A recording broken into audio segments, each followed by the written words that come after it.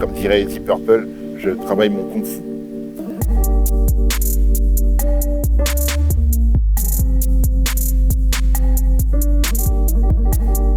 C'est une très bonne expérience, une grande expérience parce que je suis avec un jury qui n'est pas un jury de débutants. Ça aiguise l'œil qu'on peut avoir envers le travail d'un réalisateur et de son équipe.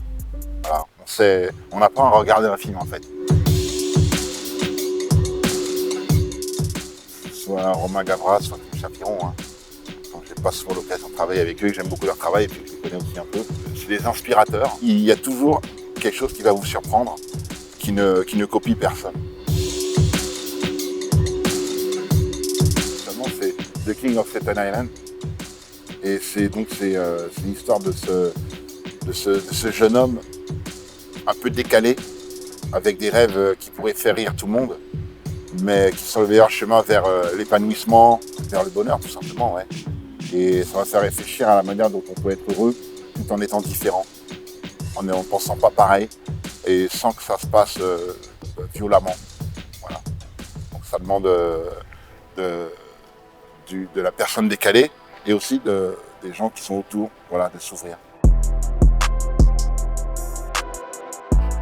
Comme je suis à l'écoute de tout ce qui sort, il y a des artistes qui me touchent plus que d'autres. Et en ce moment, c'est Roddy Ricch. Roddy Ricch, il vient de Compton, je crois. Il a ce truc dans la voix que l'on retrouvera toujours chez les chanteurs américains soul, qui traverse le temps et qui vient du blues, qui passe par le gospel, qui passe le soul, le rock pour arriver au rap, toujours à travers ces mélodies et ce propos poignant dans l'interprétation. Il y a quelque chose de spirituel dedans, même si c'est du rap assez comme on a déjà entendu, il y a un truc en plus.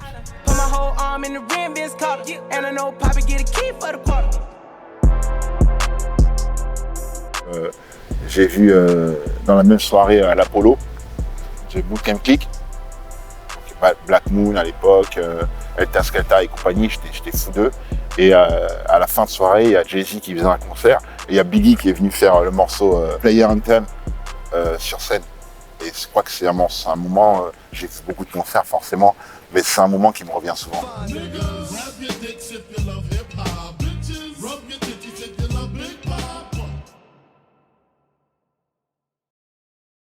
Je pense à la BO de la haine. C'est un pour le Nesby, deux pour les Chuppy, avec toute une mifa en l'air, gars dans une Nessie. Qui à l'époque était révolutionnaire. Et puis aussi la BO de Ghost Dog, qui a été composée par Reza, qui à l'époque était considéré comme un génie ultime du hip-hop et qui l'a prouvé avec ce projet-là. C'est la première fois qu'un réalisateur hip-hop faisait une BO. Comme ils n'avaient jamais été considérés comme des musiciens à part entière, forcément c'était extraordinaire pour nous.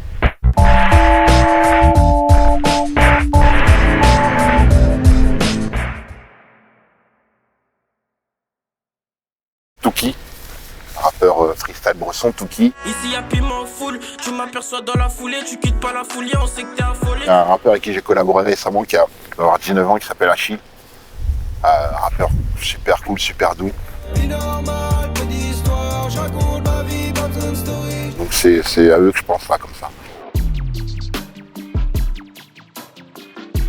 Une série qui m'a marqué, vraiment, c'est The Wire. C'est la saison, je crois, où il parle du système scolaire. Et je crois que c'est la saison qui va le plus bouleverser, foutu par terre.